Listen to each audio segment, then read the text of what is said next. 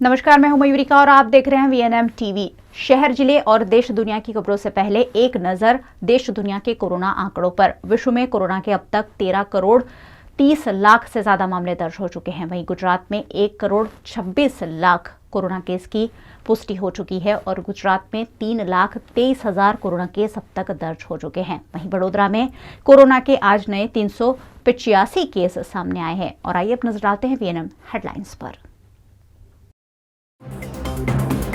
सूरत में कोरोना की विस्फोटक स्थिति संभालने पहुंचे मुख्यमंत्री और स्वास्थ्य मंत्री। कोरोना स्थिति की समीक्षा। सुमनदीप हॉस्पिटल में बेड से गिरकर कोरोना मरीज की मौत, हॉस्पिटल पर लापरवाही के आरोप।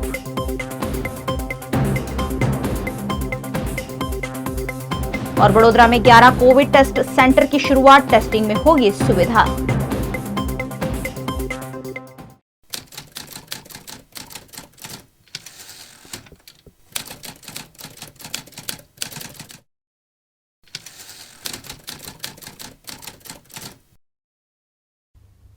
सूरत में कोरोना को लेकर स्थिति इस कदर बिगड़ चुकी है कि गुजरात राज्य के मुख्यमंत्री विजय रूपाणी को खुद अपने काफिले के साथ आज सूरत पहुंचना पड़ा। उन्होंने सूरत में मीटिंग कर कुछ महत्वपूर्ण निर्णय भी लिए हैं।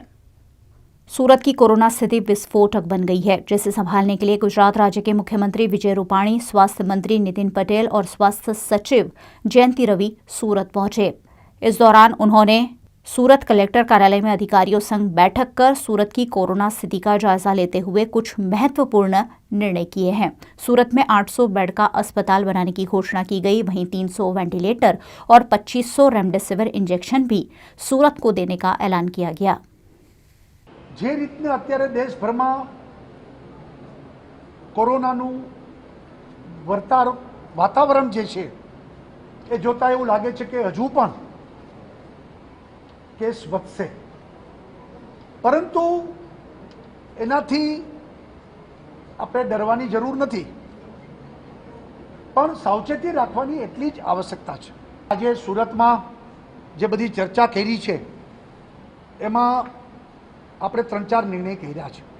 એક નિર્ણય એ કર્યો છે કે સુરતમાં ખાનગી નર્સિંગ હોમ કે જે 10 બેડ 20 બેડની નર્સિંગ હોમ ચલાવે છે એ લોકોને પણ છૂટ કોવિડની ટ્રીટમેન્ટ આપવાની આપણે આખા ગુજરાતમાં છૂટ આપી છે કે જેમાં માઇલ્ડ અને એસિમ્પ્ટોમેટિક કેસને એ ટ્રીટમેન્ટ કરે।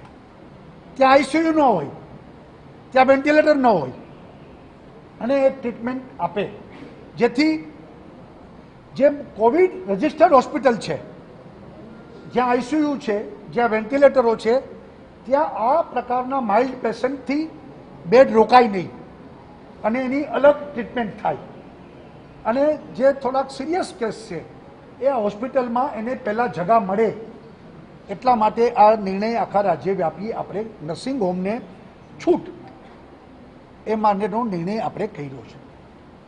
અહીંયા આપણે સુરતમાં જે અમે લોકોએ રિવ્યૂ કર્યો પછી જે સંખ્યા વધી છે એમાં 800 બેડની કિડની હોસ્પિટલ એ આપણે 800 બેડ કિડની હોસ્પિટલમાં વધારીએ છીએ, એટલે નવા કરીએ છીએ અને એ હોસ્પિટલ પણ ટૂંક સમયમાં ચાલુ કરી દઈએ છીએ આપણે, એટલે 800 બેડ સરકારી આપણે નવા વધારીએ છીએ। આપણે નવા 300 વેન્ટિલેટર સુરતને મળશે કે જેમાં ખાનગી હોસ્પિટલોમાં પણ વેન્ટિલેટર જે ડિમાન્ડ છે એ શોર્ટેજ ન પડે અને 300 વેન્ટિલેટર રાજ્ય સરકાર સુરતને આપશે અને એ વધારાના વેન્ટિલેટર જરૂરિયાત મુજબ ડિસ્ટ્રીબ્યુશન કરવામાં આવશે। સાથે સાથે રેમડેસિવિર ઇન્જેક્શન એ અત્યારે કોવિડનો ઇલાજ કરે છે, એટલે રેમડેસિવિર ઇન્જેક્શન એની જે માંગ અને શોર્ટેજ લોકોની બૂમ છે કે ભાઈ અમને નથી મળતા, તો રાજ્ય સરકારે ગઈકાલે જ 3 લાખ રેમડેસિવિર ઇન્જેક્શનનો ઓર્ડર આપ્યો છે। ગુજરાતમાં જ કેડિલા ઝાયડસ કંપની એ ઇન્જેક્શન બનાવે છે। દરરોજ આપણે લગભગ 20 થી 25,000 ઇન્જેક્શનનો સપ્લાય એને ચાલુ કરી દીધો છે। ગઈકાલે અહીંયા 2000નો સ્ટોક હતો, આજે બીજા 2,500 રેમડેસિવિર રાત સુધીમાં પહોંચી જાય છે, કાલથી નિયમિત મળતા રહેશે। 2 દિવસમાં એ રેમડેસિવિર ઇન્જેક્શનને આપણે મોટા પાયે ફ્લો કરીને સરકારી હોસ્પિટલમાં મફત અને ખાનગી હોસ્પિટલને જોતા હશે તો અહીંયા સુરતમાં ચર્ચા થઈ છે। હવે અધિકારીઓ બેસશે અને ખાનગી હોસ્પિટલમાં જ્યાં કોવિડના પેશન્ટો વધારે છે ત્યાં હોસ્પિટલને જથ્થો આપવામાં આવશે, જેથી પેશન્ટને ફરવું ન પડે, રખડવું ન પડે, લાઇનમાં ઊભું રહેવું ન પડે, સીધી હોસ્પિટલ જ એને જરૂર પડે તો ઇન્જેક્શન મારી દે। એટલે હોસ્પિટલને જથ્થો આપવાનું પણ નક્કી કર્યું છે ખાનગી હોસ્પિટલોને, જેથી આ રેમડેસિવિરની બૂમ 2 દિવસમાં પૂરી થઈ જાય અને 2 દિવસ પછી નિયમિત ફ્લો આવતો જ રહેશે અને એની ક્યાંય ઘટ નહીં પડે એની સરકારે વ્યાપક નિર્ણય કર્યો છે।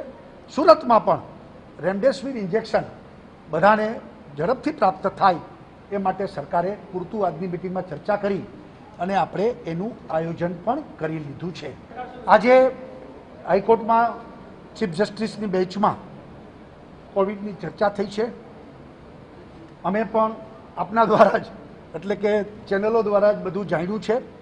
એડવોકેટ અમારા જે કમલભાઈ ત્રિવેદી એમની સાથે પણ વાતચીત થઈ છે।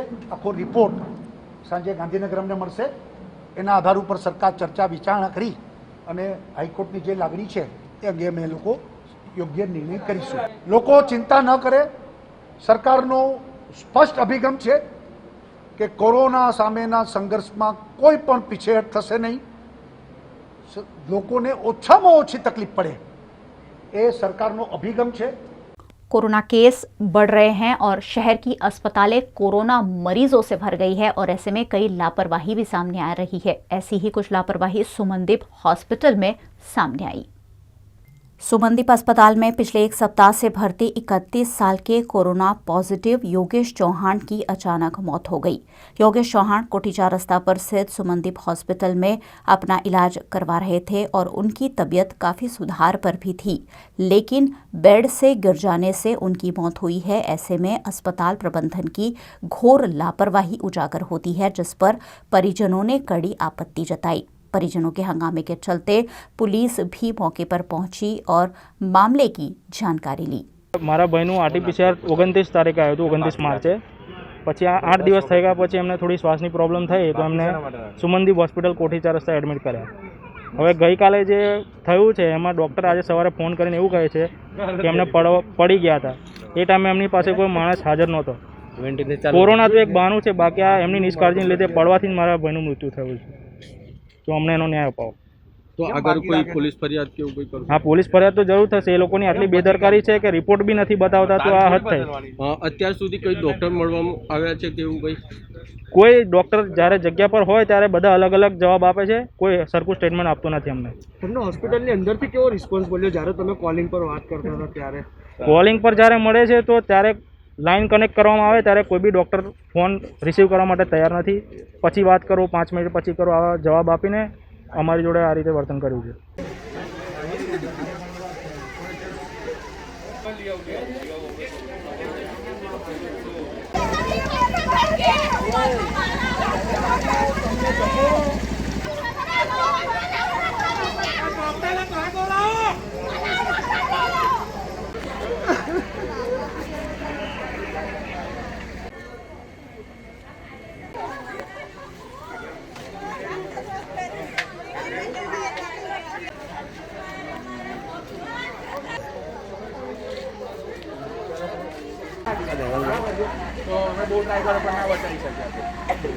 બધા ગોલ ગોલ ફેરવે ડૉક્ટરો બધા કાલે 40,000 રૂપિયાનું ઇન્જેક્શન મૂક્યું અને એવું કહે છે કે ભાઈ આનાથી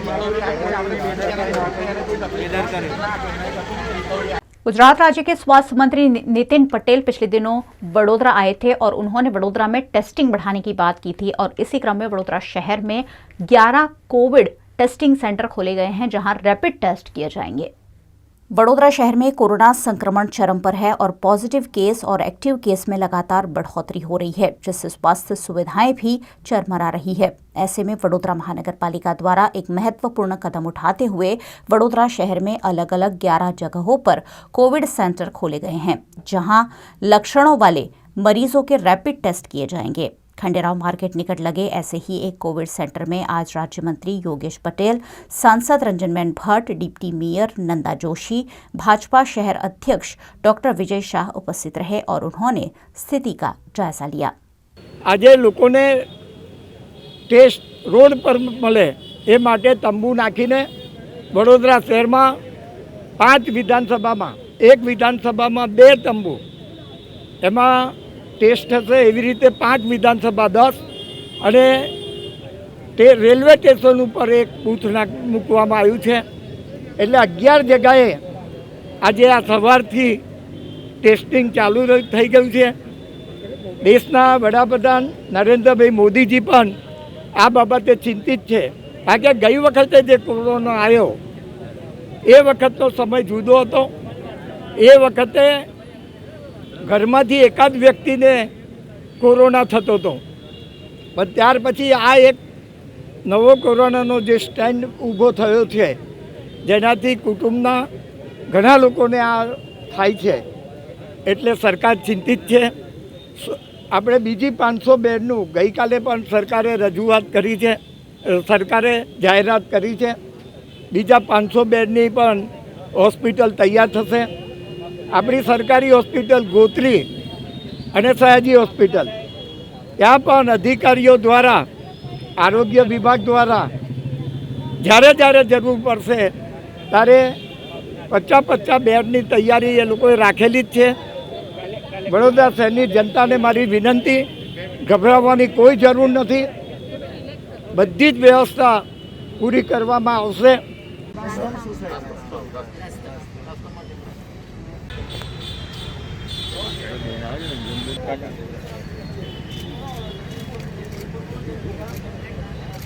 वडोदरा शहर के अलग अलग इलाकों में हर विधानसभा क्षेत्र में 2 कोविड सेंटर लगाए गए हैं, जहां बड़ी संख्या में लोग सुबह से पहुंचकर अपना कोरोना टेस्ट करवा रहे हैं। शहर भर में सैकड़ों लोग बीमार हैं। ऐसे में शहर में 11 नए कोविड सेंटर खोलकर सभी इलाकों में कोरोना टेस्टिंग की सुविधा वडोदरा महानगर पालिका के स्वास्थ्य विभाग ने मुहैया कराई है। इस तरह कोविड सेंटर खोलकर रैपिड टेस्ट किए जाने से लोगों को कोरोना टेस्टिंग में सुविधा मिल रही है।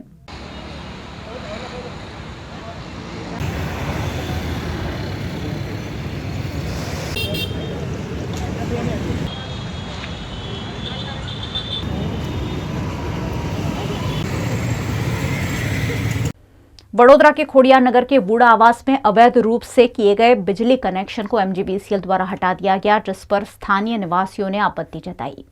वडोदरा के खोडियार नगर में वुडा के आवास है, जहां MGVCL द्वारा एक साथ करीब 250 घरों के बिजली कनेक्शन काट दिए गए, जिसके चलते सैकड़ों स्थानीय निवासियों ने MGVCL के कर्मचारियों का घेराव करते हुए विरोध प्रदर्शन किया और मामले पर हंगामा करते हुए आपत्ति जताई। मामले को तूल पकड़ता हुआ देख बापोद पुलिस मौके पर पहुंची और मामले पर काबू पाया। અમે લાઇટનો વિરોધ કરીએ છીએ, લાઇટનો ને પાણીનો। સવારે 6 વાગે આવી અને જીબીવાળા આવીને લાઇટ કાપી ગયા અમારી, બરાબર। અમને મકાન જ્યારના ફાળવ્યા છે ત્યારનું હજુ તક અમને મીટર આપ્યા નથી। અમે કેટલી વાર બંચ બનાવી અને વોર્ડ નંબર 8માં અને જીબીમાં પણ ગયા, પણ હજુ તક અમારા કાગળિયા નિકાલ થયા નથી અને હજુ તક અમને લાઇટ આપી નથી। સવારે 6 વાગે આવીને જીબીની ગાડીઓ આવી 3 અને બધી લાઇટો કાપી ગયા, બધી લાઇટો કાપી ગયા। સાહેબ પાણીની સમસ્યા છે, અમારે લાઇટની સમસ્યા, છોકરા ના એક તો કોરોનાથી મરીએ છે અને લાઇટથી પાણીથી પણ મરીએ સાહેબ। આ જગ્યા ઉપર કોઈ જોડાણ કાપવામાં આવેલ નથી। જેને જોડાણ બાય જોડાણ કર્યું હતું, જાતે કરેલું હોય તે જોડાણ કાઢી નાખવામાં આવે છે બસ। બાકી આ લોકોને यहाँ કોઈ બી જોડાણ નહોતું, કોઈ કે કોઈ બીજા કારણથી કોઈ જોડાણ કાપવામાં આવેલ નથી। यहाँ ના વિરોધ કોઈ નથી। આ વ્હાઇટ વુડાના મકાન છે જ્યાં જીઈબી કોઈપણ પ્રકારની નોટિસ આપ્યા વગર આ લગભગ આ જેટલા મકાનો છે ત્યાંની લાઇટ કાપી છે। એમને કોઈની જાણકારી નથી કે એને અચાનક આવીને આવી રીતે લાઇટ કાપી નાખે। જો કોરોનાના મહામારીમાં આ ગરમીના સમયમાં જીઈબીના લોકો આવી રીતે લાઇટ કાપશે તો આ ગરીબ પ્રજા ક્યાં જશે? મારો તો એક જ સીધો અને સ્પષ્ટ સવાલ છે કે ખાલી ગરીબની ઉપર આટલી બધી તવાઈ ના આવી જોઈએ। જે છે નિયમો બધા માટે સરખા રાખો અને આ લોકોને પણ એક અઠવાડિયે 10 દિવસનો સમય આપો કે એ લોકો એમની વ્યવસ્થા કરી શકે અને પછી જીઈબી લાઇટ કાપે એવી અમારી માંગણી છે।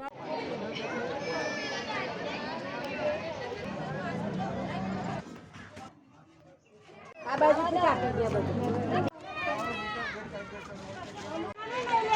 કોઈ ડોક્યુમેન્ટ ના લેવા દીધા બોલો હવે અમે ડોક્યુમેન્ટ લેવા જઈએ છીએ કોઈ ને પહેલા કોણ ધક્કા ખાઈ ખાઈને અમે અડધા થઈ ગયા પણ અમને કોઈ ડોક્યુમેન્ટ નહીં હાલતા મરી પણ આવો એક વાર ફોટો ચાલુ કરાવે તો हम शॉप लगावे ने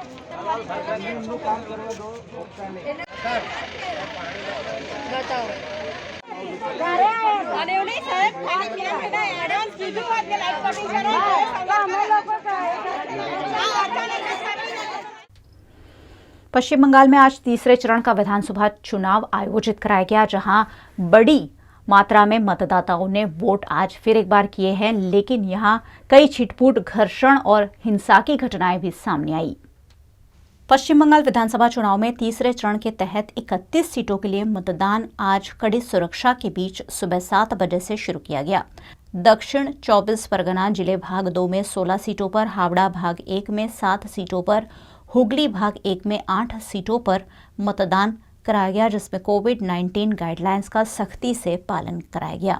इस दौरान हुगली जिले के गोघाट में सुबह से ही अलग अलग जगहों पर ईवीएम मशीन से जुड़ी दिक्कतें सामने आई, लेकिन फिर भी धीरे धीरे स्थिति सामान्य हो गई। गोघाट में श्याम बाजार, विवेकानंद समेत के विभिन्न बूथों पर मतदाताओं ने वोट किया। पश्चिम बंगाल के हुगली जिले के गायघाट में फूलजला प्राथमिक स्कूल में मतदाताओं ने सीआरपीएफ के साथ झड़प की।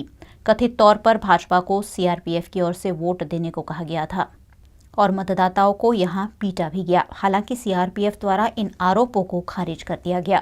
সেইগুলো দেখাচ্ছিল, দেখানোর পর এবারে আমার বলবো যে স্যার আপনারা তো দেখছেন, ভালো করে দেখুন বলে লাইনে আমাদের দাঁড় করালো। দাঁড় করানোর পর বলছে বিজেপি ভোট দিবি, নাহলে কিন্তু অসুবিধা আছে, সরাসরি বলছে। বলার পর বলছে স্যার আপনাকে বলার অধিকার কে দিয়েছে? আমার ব্যক্তিগত ব্যাপার, আমরা ভোট দেবো। আমার হ্যাঁ আর ভোটের কার্ড আইডি কার্ডগুলো দেখার জন্য ওকে বলছিল। উনি বললো যে স্যার আপনারা দেখছেন কেন, আপনাদের দেখার তো অধিকার নেই স্যার, আমরা তো ভোট দিতে এসেছি, আমরা দেশের নাগরিক। আর বলে কলারটা ধরলো, ধরে আর মারতে মারতে নিজে ভিতরে রান্নাঘরে যে পেটে পা দিয়েছে, দিয়ে আর ঠেকাচ্ছে, বলছে স্যার। क्यों ये लोग तो ये लोगों का जो एलिगेशन है आप लोग प्रभावित कर रहे हैं ना। आप तो देख रहे हैं, लोग जा रहे हैं, वोट दे के आ रहे हैं। किसको प्रभावित किया? सभी जा रहे हैं, सभी देख रहे हैं, अभी देख रहे हैं, आप भी देख रहे हैं कि सभी वोट दे के जा रहे हैं, दे के आ रहे हैं। तो एजिटेशन किस लिए हो रहा है? मैं अब हम नहीं बोल सकते, आप देख रहे हैं, दिखाई दे रहा है, फिर क्या कहना है। एक भाजपा एजेंट को पश्चिम बंगाल के हुगली जिले के गोघाट के बेलडीहा क्षेत्र में श्याम बाजार विवेकानंद प्राथमिक विद्यालय में प्रवेश करने से रोका गया, जिसके चलते यहां घर्षण सामने आया।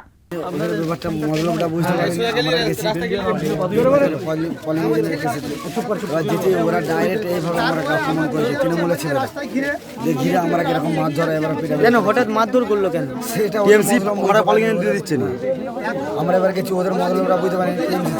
কজনকে মারধর করেছে? আমাদের হচ্ছে 4 জনকে মারধর করেছে। বিজেপি পার্টি করি, আমরা জনতা পার্টি করি। আমার ছেলে পলিউশন দিয়েছে, আমার ছেলেকে আমি দিতে যাচ্ছিলাম, যাবার পর আমার টুটিটাই ধরার পর আমরা কিন্তু বলি দেখ জনতা পার্টি আমরা করতে যাচ্ছি আর তোমরা তৃণমূল করতে যাচ্ছ। এ পার্টির অধিকার সবারই সমান আছে, এ পার্টির অধিকার সবারই সমান আছে, কিন্তু বলতেও তা সত্ত্বেও আমাদেরকে শুনেনি। আমরা ব্যাগে হাঁটছিলাম, হাঁটার পর আমাদের আরও দুটো ছেলে যে জুটলো, আমরা এগিয়ে যাচ্ছিলাম। যেতেই আমাদেরকে সাবুদ্দিন তখন এসে জুটে যায় সে জায়গায়। সাবুদ্দিন জুটে থাকা অবস্থাতে আমাদেরকে মারলো। নামটা কি নতুন নামটা মাফিজুল খাঁ প্রথমে আমাকে মারলো, মারতে তার লাইটে আমি ধরে ফেলি, রড নিচে আমাকে মারলো। সাজেদ খাঁ আমাকে মারলো। তারপরই মুক্তার এসে মারলো। তারপরে দেবা কামারের বেটা বাবু কামার সে এসে মারলো। অর্থাৎ সে আমাকে ঘুরে পিস্তলটা বার করে আমার বুকে ঠিকই দেয়। কি করে তারা? কি করে? তৃণমূল পার্টি করে, টিএমসি পার্টি বুকে দিতে পেরেছেন অনেক কষ্ট। তারপরে আমরা পুলিশকে ফোন করছি, কোনো মন্দে পুলিশ ফোন ধরেনি। অনেকক্ষণ বাদ দিয়ে তারপরে যখন আমাদেরকে মেয়ের অদর করে দেয়, তারপর পুলিশ এসে জুটে। वहीं पश्चिम बंगाल के हुगली जिले के अरमबाग के अरंडी नंबर 1 क्षेत्र में तृणमूल उम्मीदवार सुजाता मंडल के खिलाफ भारी प्रदर्शन देखने मिला। 5টা থেকে ঘুরছি, বিগত 2-3 দিন ধরে খবর পাচ্ছিলাম যারা আমাদের এজেন্ট হয়েছে সেই এজেন্টদের বাড়িতে ভাঙচুর চলছে। তাদের বাড়িতে এমন অনেকের বাড়িতে নাকি সাদা থান পাঠিয়ে দেওয়া হয়েছে এবং তাদের বউদেরকে বলা হচ্ছে যে ওদের কিন্তু যদি বড়রা এজেন্ট বসে তাহলে মানে 6 তারিখে সন্ধ্যে 6টার পর এই সাদা শাড়িটা পরার জন্য ওয়েট করে থাকবি। তাদের মাদেরকে বলা হচ্ছে কোল খালি হওয়ার জন্য প্রস্তুত থাকুন। এই হচ্ছে বিজেপির নোংরা কালচার। আজকে বামফ্রন্টের জমানা যেন মনে হচ্ছে আবার ফিরে এসছে। তারা শুধুমাত্র কি বলুন তো, আজকে শুধু বামফ্রন্টের লাল থেকে লালটা ফিকে হয়ে গেরুয়া হয়েছে। আজকে বিজেপির ছেলেরা দুষ্কৃতীরা মাথায় ফেটি বেঁধে আমাদের ছেলেদেরকে মারধর করছে, মাথা ফাটিয়ে দিয়েছে। আমার একটা জায়গায় হাত দিয়ে রক্ত বেরোচ্ছে এবং লজ্জাজনকভাবে বলতে বাধ্য হচ্ছে সিআরপিএফ জওয়ানদের কিছু কিছু জায়গায় তারা যেন মনে হচ্ছে বিজেপির এজেন্ট হয়ে কাজ করতে এসেছে, তারা গার্ড হিসেবে কাজ করতে আসেনি। বলছে कमल में ভোট देना। এই হচ্ছে সিআরপিএফ এর চরিত্র। वीएनएम के बुलेटिन में वक्त है एक छोटे से ब्रेक का, लेकिन आपको कहीं नहीं जाना है क्योंकि ब्रेक के बाद भी खबरों का सिलसिला लगातार बदस्तूर जारी रहेगा। बने रहिए वीएनएम के साथ। युग धर्म नोटबुक, फाइल्स, स्टेशनरी खरीदने की आपकी अपनी पसंदीदा जगह। सालों से वडोदरा शहर के लोगों की पहली पसंद। युग धर्म में नए साल में भी आपके लिए बहुत कुछ। Yug Dharm stationery, Kalaghoda circle, Makarpura GIDC, K10 Sarabhai campus, Manjusar GIDC और अंकलेश्वर जीआईडीसी। लॉकडाउन के दौरान हमने बहुत सारी रेसिपीज ट्राई की है, कुछ रेसिपीज हमने मॉडिफाई भी की है। ठीक उसी तरह से हमने भी आपका पसंदीदा शो आपकी रसोई मॉडिफाई किया है और उसे हम लेकर आए हैं एक नए रूप में, जहां आपको अपनी रेसिपी खुद ही शूट करनी है। लेकिन आपको कुछ बातों का ध्यान रखना है कि जब आप अपनी रेसिपी मोबाइल के जरिए शूट कर रहे हैं तो वो शूट आपको हॉरिजॉन्टली करना है, और दूसरा अपनी रेसिपी के बारे में खुद ऑन स्क्रीन हमारे दर्शकों को कुछ बताना भी है, ताकि हम आपको और आपकी जायकेदार रसोई को सभी के रसोई तक पहुंचा सके। तो इंतजार किस बात का, फटाफट वीडियो शूट करके स्क्रीन पे दिख रहे नंबर पर हमें जरूर भेजें। 1 साल से स्कूल और कॉलेज के स्टूडेंट ऑनलाइन पढ़ाई कर रहे हैं, लेकिन ऑनलाइन पढ़ाई में कई सारी समस्याओं का सामना भी उन्हें करना पड़ रहा है। कोरोना महामारी के बीच एमएसयू के छात्रों को ऑनलाइन पढ़ाई कराई जा रही है, लेकिन ऑनलाइन पढ़ाई में छात्रों को टेक्निकल समस्याओं से जूझना पड़ता है, जिस पर एबीवीपी के छात्रों द्वारा प्रशासन का ध्यानाकर्षण कराया गया। आज फैकल्टी में अमे सब्जेक्ट चेंज और टेक्निकल इश्यूना कारण जितना स्टूडेंटों एक्जाम नहीं आपी सक्या और एमना 1-2 पेपर छूटी गया है, विषय ने आवेदन आप्યું છે। અને અમારા સુધી 30 જેટલા વિદ્યાર્થીઓ આવ્યા છે, પણ આખા આર્ટ્સ ફેકલ્ટીમાં આખા ભારતભરમાંથી વિદ્યાર્થીઓ આવે છે। તો આવા કેટલા વિદ્યાર્થીઓ હશે? તો 100ની ઉપર જે સંખ્યા હશે। અમે લગભગ અનુમાન લગાવ્યા તો 100ની ઉપર વિદ્યાર્થીઓ એવા હશે કે જેમને સબ્જેક્ટ ચેન્જના લીધે તકલીફો પડી છે, હજુ સુધી એમની ફીસ નહીં ભરાઈ અને ઇન્ટરનલમાં કોઈ બીજું પેપર હતું અને એક્સટર્નલમાં કોઈ બીજું પેપર આવી ગયું છે। તો આવા ગંભીર સમસ્યાને લઈને અને અમને અલગ અલગ રાજ્યમાંથી અને શહેરમાંથી ફોન આવે છે કે ભૈયા અમારે अभी तक फीस नहीं हो रही, हमारा सब्जेक्ट कोई और था, कोई और आ गया। तो घना बधा विषय लईने अमे रजिस्ट्रार साहेबने आवेदन आप्યું છે। रजिस्ट्रार साहेबे अमने पॉजिटिव रिस्पॉन्स आप्યો છે कि आज जितना भी मुद्दा है अमे सॉल्व करीशुं। अमारे पण रजिस्ट्रार पासे એટલે જ આવવું પડ્યું કેમ કે आर्ट्स फैकल्टी द्वारा अमारुं 1 महीना अमे एने आवेदन आप्યું હતું 1 महीना पहला, पण एनो कोई निकाल नहीं आवतो। એટલે અમે રજીસ્ટ્રાર સાહેબને આજે ઉગ્ર રીતે આવેદન આપ્યું છે। चलेगी नहीं चलेगी, तानाशाही नहीं चलेगी, पीवन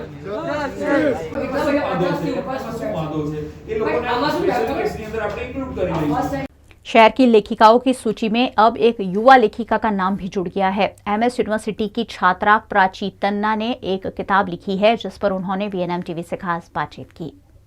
वडोदरा शहर को कला नगरी के नाम से जाना जाता है, और क्यों जाना जाता है इसमें कोई संदेह नहीं है, क्योंकि ये है ही कलाकारों की नगरी। ऐसे में इस बीच हमारे साथ एक उभरती हुई लेखिका, एक उभरती हुई कलाकार हमारे साथ मौजूद हैं, प्राची तन्ना। प्राची तन्ना के बारे में आपको बताती चलूँ तो एमएसयू की फाइनल ईयर की स्टूडेंट हैं इंजीनियरिंग में, और हाल फिलहाल में उन्होंने एक किताब लिखी है एम्ब्रेस ब्लिस। आइए हम उनसे ही बात करते हैं। और सबसे पहले प्राची, आपका स्वागत है वीएनएम टीवी के साथ। मेरा सबसे पहले सवाल आपसे यही रहेगा, एम्ब्रेस ब्लिस लिखने की जो मोटिवेशन है वो कहाँ से आई? ओके, सो द बुक का नाम एम्ब्रेसिंग ब्लिस है। ये बुक लिखने के पीछे की मेन वजह ये है कि आजकल के ज़माने में हम जहाँ भी देखें, लोगों को आप पूछोगे कि उन्हें क्या तकलीफ़ है, तो शायद किसी का कहीं दिल टूटा हुआ है, किसी की कहीं दोस्ती टूटी हुई है। ये सब तकलीफ़ें तो हम ज़रूर फेस करते हैं, और ऐसी कई सारी शायरियाँ होती है जो पढ़ के नहीं लोग कहते कि हाँ हम ऐसा ही महसूस करते हैं।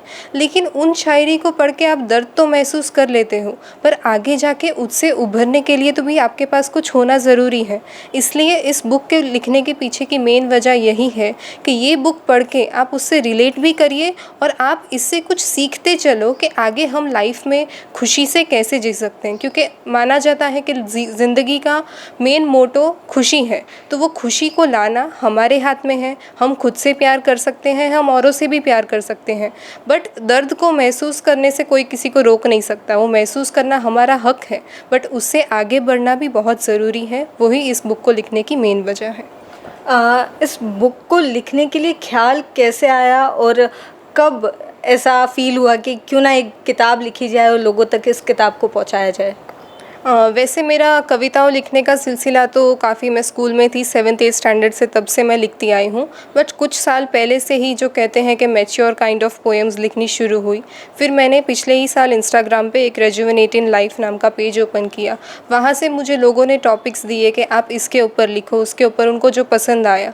तो फिर मैंने सोचा कि अगर इतना लोग रिलेट कर ही रहे हैं तो क्यों ना उनको एक बुक के अंदाज़ में शुरुआत से लेकर अंत तक के सारी कठिनाइयाँ जो हम फेस कर रहे हैं और उससे बाहर निकलने के लिए क्या करना है, वैसा एक कंपाइल किया जाए और लोगों तक उसको पहुंचाया जाए। क्योंकि मैं ऐसा मानती हूं कि हम हर एक इंसान में एक ताकत है कि वो दुनिया में कुछ ना कुछ चेंज लाने की ताकत रखता है। कहते हैं ना, बूंद बूंद से ही सागर बनता है। तो इसी तरह से मुझे खुद का एक कंट्रीब्यूशन देना था, इस वजह से ही मैंने ये बुक लिखी है। बिल्कुल, ये आपकी पहली बुक है और इसके बाद आगे क्या, कितनी और किताबें हम प्राची तन्ना के नाम से पढ़ सकते हैं? मैं ज़रूर चाहूँगी कि काफ़ी सारी किताबें आगे आएँ। दरअसल ये इंग्लिश पोइट्री बुक है। मैं हिंदी में भी लिखती हूँ and I even right articles. तो सोचा है आगे जाके ज़रूर एक हिंदी पोइट्री की भी बुक आएगी और इंग्लिश में भी आगे डेफिनेटली मैं लिखना चाहूँगी काफ़ी सारी। प्राची, एक तरफ बात की जाए तो आजकल का जो यूथ है ज़्यादातर टाइम स्पेंड जो है वो मोबाइल पर स्पेंड करता है और जो भी चाहिए होता है उन्हें क्विक और फटाफट मिल जाए वैसी उनकी कोशिश रहती है। तो इस बुक को हम और कहाँ देख सकते हैं, कहाँ से ये अवेलेबल हो सकती है? हाँ, ये बुक सेल्फ पब्लिश की गई है Amazon through. So you can Amazon Kindle पे आप एम्ब्रेसिंग ब्लिस सर्च करेंगे तो आपको ये बुक मिलेगी। और अगर आपको इसका प्रिंटेड वर्जन चाहिए तो आपको डायरेक्टली मेरे थ्रू मिल सकता है। मेरा Instagram handle is rejuvenating life. आप उसके ऊपर मुझे DM कर सकते हैं and I will courier the book to you. अक्सर देखा जाता है कि पेरेंट्स द्वारा टोका जाता है कि क्यों इतना लिखने में टाइम वेस्ट कर रहे हो, क्या रखा है इन सब बातों में। आपके पेरेंट्स ने आपको कितना सपोर्ट किया? मेरी फुल फैमिली मेरे लिए काफ़ी सपोर्टिव रही है। ये बुक जो है मैंने डेडिकेट की है मेरे दादा दादी को, क्योंकि शुरुआत से ही बचपन से दादा मुझे लाइब्रेरी ले जाया करते थे और दादी मुझे काफ़ी मोटिवेट करती थी कि बुक तू और पोएम लिखती रहे, काफ़ी अच्छी है। इस तरह से उन्होंने मेरा साथ दिया है। सो डेडिकेशन उनको दिया और फुल फैमिली हमेशा सपोर्टिव रही है। वो एक मेरी पोएम वो पढ़ के सुनने को भी खुशी होते थे और उनको पता है कि इंजीनियरिंग के साथ साथ ये बुक लिखी जा रही है, देन ऑल्सो वो हमेशा सपोर्टिव रहे हैं। इसके बीच आप किस तरीके से मैनेज करते हैं बुक लिखना? राइटिंग वर्क एक अलग चीज़ है, साथ ही साथ इंजीनियरिंग फाइनल ईयर को भी कंप्लीट करना, किस तरीके से मैनेज करते हैं? जो बुक लिखने की बात है वो मेरा पैशन है, जिसे हम कह सकते हैं। तो पैशन को समय देने में हमें थकान नहीं लगती, तो उसके लिए मैं थोड़ा टाइम ज़रूर साइड पे कर लेती हूँ। इंजीनियरिंग पे तो जो है फाइनल ईयर चल रहा है तो फोकस तो करना रहता ही है, लेकिन पैशन को अगर दिन में थोड़ा सा भी टाइम दे दिया ना तो वो जो सुकून मिलता है उससे पूरे दिन सुधर जाते हैं और महीने कब निकल जाते हैं हमको पता ही नहीं चलता। ये बुक भी कंप्लीट हुई है 4 मंथ्स में। मतलब कलेक्शन तो मेरे पास काफ़ी था, बट उसको बनाने का प्रोसेस एंड इवन ये बुक में ग्राफिक्स हैं, हर एक पोएम के साथ उसके रिलेटेड ग्राफिक्स हैं जो हेत उंदविया एंड फोरम जानी ने बनाए हैं। तो उससे इस बुक को लाइफ मिलती है, क्योंकि हमेशा हम कोई भी चीज़ देखना चाहें सिर्फ पढ़ा हुआ पसंद नहीं करते, हमको साथ ही साथ उसमें एक इमेज हो तो we can relate to that. Last में मैं एक मैसेज आप क्या देना चाहेंगी हमारे यूथ के लिए, क्या लोगों तक बात पहुंचाना चाहेंगी? जो इस बुक का भी एक मोटो रहा है कि मैंने देखा है कि आजकल की दुनिया में हम लोगों से एक्सपेक्टेशंस काफ़ी रखते हैं, उम्मीदें होती है कि कोई मेरे लिए ऐसा क्यों नहीं कर रहा, कोई वैसा क्यों नहीं कर रहा। तो वो उम्मीदें हम खुद से भी करते हैं, लेकिन जब उन उम्मीदों पर हम टिक नहीं पाते तो हम उस गिल्ट में, उस दबाव में हम दब जाते हैं कि क्यों ऐसा हो रहा है। तो हर एक फीलिंग फ़ील करना इंसान के लिए कॉमन है, नेचुरल है, तो वो आप ज़रूर फील करिए, बट आप खुद समझिए कि आपकी प्रायोरिटी क्या है। अगर आपको खुशी खुशी को प्रायोरिटी देनी है तो एक स्टेज के बाद तो आपको आगे उभरना ही है। इसलिए ये बुक पढ़ के भी लोगों को काफ़ी मोटिवेशन मिलेगा और सबसे ज़्यादा इंस्पिरेशन हमको जो दे सकता है वो हम खुद हैं, क्योंकि फुल लाइफ टाइम जिसके साथ हम रहते हैं दैट इज़ आवरसेल्व्स। तो खुद से खुश रहिए और आगे बढ़ते रहिए। इस टॉक को ख़त्म करने से पहले हम बिल्कुल चाहेंगे कि प्राची तन्ना की लिखी हुई इतनी सुंदर कविताएं जो हैं वो एक बार सुनाई जाए। डेफिनेटली। सो द पोएम का नाम है सेल्फ सर्च, खुद की खोज। Why do we get lost, where do we hide, on meeting each person we portray a different version, where did we go missing, when did we start changing, under the pressure of which things went far from our own being. That time of childhood, the love for toys so cute, fighting to play with them, each little thing was expressed back then. As we started growing, with different feelings flowing, innocence got lost somewhere and we were always scared to dare. In the urge to please everyone, forget our role each one, showing different faces to all, forgot our role original. Come, let's promise ourselves that in fear we don't dwell. Heart asks to remain quiet, but let's try and give a little fight. Each one is dissimilar and no one is better than one another. A version better than ourselves isn't in existence itself. बिल्कुल इस सुंदर सी कविता के through जो प्राची तन्ना ने कहा है self search के through, वही हम आपसे कहना चाहेंगे कि खुद के लिए कुछ समय निकालें और जो दिल चाहता है उसे ज़रूर करें। एक देखिए, एक सुकून ज़रूर मिलेगा। आज सुबह से ही गुजरात में लॉकडाउन की चर्चा चल रही है और लॉकडाउन की चर्चा के साथ साथ लोग खरीदारी के लिए बाजारों में उमड़ पड़े। गुजरात में बढ़ रहे कोरोना संक्रमण के बीच लॉकडाउन की नौबत आ गई है। गुजरात हाईकोर्ट के 4 दिन के लॉकडाउन देने के राज्य सरकार के निर्देश के बाद बाजारों में अचानक खरीदारी के लिए लोग उमड़ पड़े। डीमार्ट जैसे सुपर स्टोर में ग्रोसरी की खरीदारी के लिए लंबी लंबी कतारें देखने मिली, जो कहीं न कहीं कोरोना संक्रमण को और बढ़ा सकती है।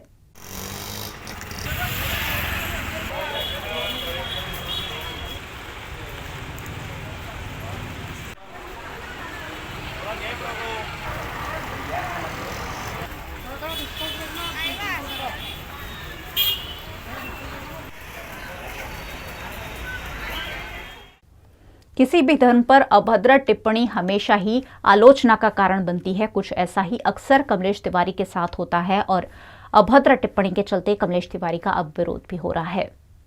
देश के कई नेता विवादित बयान को लेकर हमेशा चर्चा में रहते हैं। ऐसे ही एक नेता कमलेश तिवारी द्वारा मुस्लिम समाज पर की गई अभद्र टिप्पणी के खिलाफ मुस्लिम समाज में रोष देखने मिल रहा है। इसी मामले वडोदरा के मुस्लिम समाज ने पुलिस भवन में आवेदन देकर कार्यवाही की मांग की है। हम लोग पुलिस कमिश्नर ऑफिस में आए हैं यहाँ पर फरियादी करने के लिए।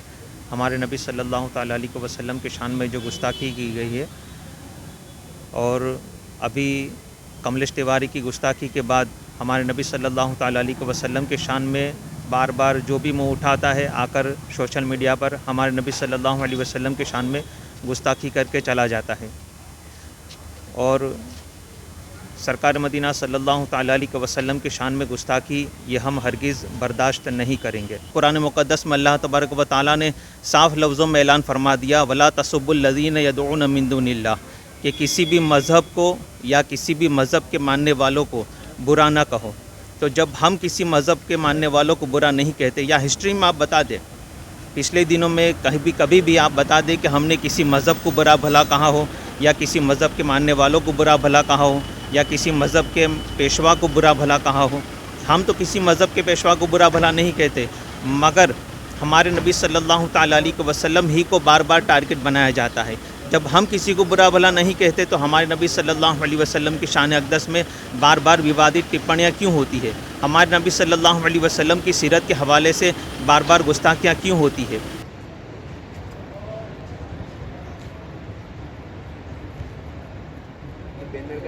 प्रशासन की घोर लापरवाहियां अक्सर उजागर होती है और ऐसी ही लापरवाही अटलादरा की आंगनवाड़ी के बाहर देखी गई, जहां दस्तावेज सड़कों पर लावारिस देखने मिले। वडोदरा शहर में कई नई आंगनवाड़ी बनाई गई है, उनमें से कुछ आंगनवाड़ी प्री फैब्रिकेटेड है। ऐसी प्री फैब्रिकेटेड आंगनवाड़ी में कई आधुनिक सुविधाएं उपलब्ध होती है, लेकिन अटलादरा में पिछले दिनों प्री फैब्रिकेटर आंगनवाड़ी में शॉर्ट सर्किट से आग लग गई थी और इस आग की दुर्घटना में आंगनवाड़ी जलकर खाक हो गई थी। उसके बाद आंगनवाड़ी के कई डेटा खुलेआम सड़क पर बिखरे पड़े हुए आज भी देखने मिल रहे हैं, जिस पर सामाजिक कार्यकर अतुल गामेची ने प्रशासन का ध्यानाकर्षण कराया। वडोदरा शहर में नाना भूलकाओ माटे 300 થી 350 જેટલી વડોદરા શહેરમાં આંગણવાડી છે। પાકા મકાનમાં પણ છે, કાચામાં પણ છે, સાથે પ્રી ફેબ્રિકેટેડ આંગણવાડીઓ પણ વડોદરા મહાનગરપાલિકાએ બનાવી છે કે જ્યાં જગ્યા હોય ત્યાં આંગણવાડી મૂકવામાં આવે, બાળકોને ત્યાં આગળ નાસ્તો સાથે ભણવાનું થોડુંક અને આહાર મળે એના માટેની આંગણવાડીઓ છે। વડોદરા શહેરના અટલાદરા વિસ્તારમાં પ્રી ફેબ્રિકેટેડ આંગણવાડી જે છે એ 31 તારીખના રોજ સળગી ગઈ છે અને 31 તારીખે સળગ્યા બાદ ત્યાં આગળ જે ડેટા હોય છે, સગર્ભા બહેનોને જે નોંધણી કરવામાં આવે છે, સગર્ભાનું વજન હોય છે, એમના જે જમવાનું હોય, નાસ્તો, સુખડી, તમામ ડેટા હોય છે, સાથે નાના બાળકોનું વજન કરવામાં આવે છે। વજન કર્યા બાદ શું ખાવું શું નહીં ખાવું એની તમામ માહિતી આપવાની, તેના ચોપડા પણ આ આંગણવાડી સળગી ગઈ ત્યારે ત્યાં ચોપડા પણ બહાર પડી રહ્યા છે। 31 તારીખના રોજ આંગણવાડી સાંજના સમયે સળગી છે, પરંતુ વડોદરા મહાનગરપાલિકાનો ICDS વિભાગ જે છે જેની જિમ્મેદારી છે કે આંગણવાડી પ્રત્યે એમને ધ્યાન રાખવાનું છે, ICDS વિભાગના અધિકારીઓ કે ધ્યાન નથી આપ્યું। હાલમાં પણ આજે 5-6 તારીખ થવાય છતાં પણ ત્યાં આગળ ચોપડા રોડ પર રસ્તા પર પડી રહ્યા છે। વડોદરા શહેરના મ્યુનિસિપલ કમિશનરને અમે વિનંતી છે કે જે આંગણવાડીના બાળકોના ડેટા છે, મહિલાઓના ડેટા છે, એ ડેટા એકત્રિત કરીને નવી જગ્યાએ મૂકવામાં આવે, તેમજ આ આંગણવાડી કયા કારણસર સળગી ગઈ છે તેનું પણ વડોદરા શહેરના નાગરિકોને ધ્યાન આપે તેવી અમારી માંગ છે। બીજી વાત કરીએ કે આવી રીતના સળગી ગઈ છે ત્યારે તમે કોઈને ફોન ઉપર કોઈ વાત કરવામાં આવી છે કે આ કેવી રીતના સળગી છે, શું છે, કોઈને જાણ નથી? અત્યારે આરોગ્ય વિભાગમાં અમે ફોન ટેલિફોનિક દ્વારા જાણ કરી છે, તે ICDS વિભાગને જાણ કરીને ટૂંક સમયમાં આપણને જણાવશે કે કેવી રીતના સળગી છે, પરંતુ સ્થાનિકોનું એવું કહેવું છે કે પંખો ચાલુ રહી ગયો તેના કારણે હીટ પકડીને આંગણવાડી સળગી ગઈ છે। આંગણવાડી સળગી એ મહત્વનું નથી, પરંતુ હજુ સુધી ત્યાં જે ડેટા પડેલા છે એ ડેટા વડોદરા મહાનગરપાલિકાએ ભેગા નથી કર્યા। ક્યાંક ને ક્યાંક સગર્ભા બહેનો અને જે નાના બાળકોનો જે ડેટા છે એ ડેટા જો રફે દફે થઈ જશે તો નવી રીતના ડેટા વડોદરા મહાનગરપાલિકા કઈ રીતે ભેગા કરશે?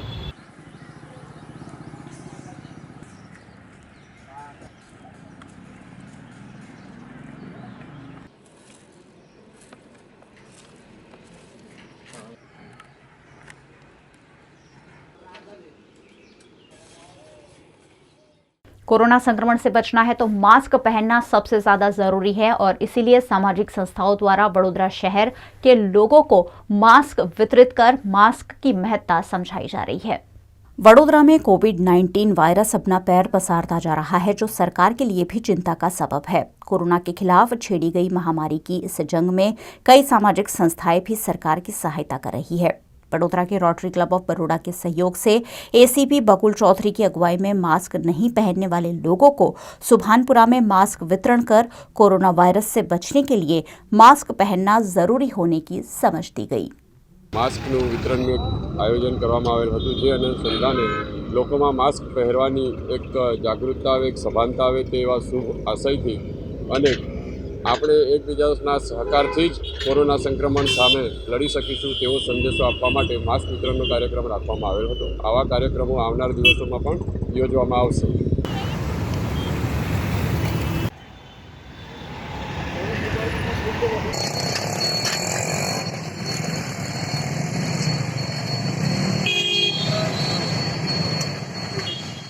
कोरोना महामारी के बीच कई महीनों तक बंद रखे जाने के बाद कोर्ट को जब अब खोला गया है, तब कोर्ट के वकीलों को वैक्सीन देकर उन्हें कोरोना संक्रमण से सुरक्षित करने का प्रयास किया गया। देश भर में वैक्सीनेशन को तेजी दी जा रही है। जल्द से जल्द 45 वर्ष से ऊपर की आयु के लोगों को कोरोना के टीके लगाए जा रहे हैं। इसी क्रम में बड़ोदरा की कोर्ट में भी वकीलों को कोरोना संक्रमण से बचाने के लिए कोरोना वैक्सीन लगाई गई। आज रोज वडोदरा वकील मंडळના નેજા હેઠળ વડોદરા વકીલ મંડળમાં વડોદરા ડિસ્ટ્રિક્ટ ન્યાય મંદિર કોર્ટ સંકુલ ખાતે વકીલાત કરતા વકીલશ્રીઓ માટે કોવિડ-19ની રસીકરણનું આયોજન કરવામાં આવેલ છે, જેમાં વડોદરા વકીલ મંડળમાં મોટા પ્રમાણમાં વકીલશ્રીઓએ લાભ લીધો છે અને આવનાર સમયમાં તારીખ 18 સુધી આ કાર્યક્રમ ચાલુ રહેશે, જેમાં વડોદરા શહેર તેમજ જિલ્લાના તમામ વકીલશ્રીઓ આમાં કોવિડ રસીનું લાભ લેશે. અત્યારે હાલ પૂરતું અમે 18 તારીખ સુધીનું આ અભિયાનની તારીખ નક્કી કરેલ છે અને આવનાર સમયમાં જો વધારવામાં આવશે તેમ છે તો અમે ઉચ્ચ લેવલે એની રજૂઆત કરીને એનું ટાઈમિંગ વધારીશું અમે. लेटेस्ट खबरों के लिए यूं ही देखते रहिए VNM न्यूज़ और हाँ VNM TV की YouTube चैनल को लाइक, शेयर और सब्सक्राइब जरूर करें. और हाँ, इस बेल आइकन को दबाना ना भूलें. इसे प्रेस करते ही आपको मिलेगी VNM TV YouTube चैनल की सारी नोटिफिकेशंस और आप रहेंगे खबरों से अपडेटेड.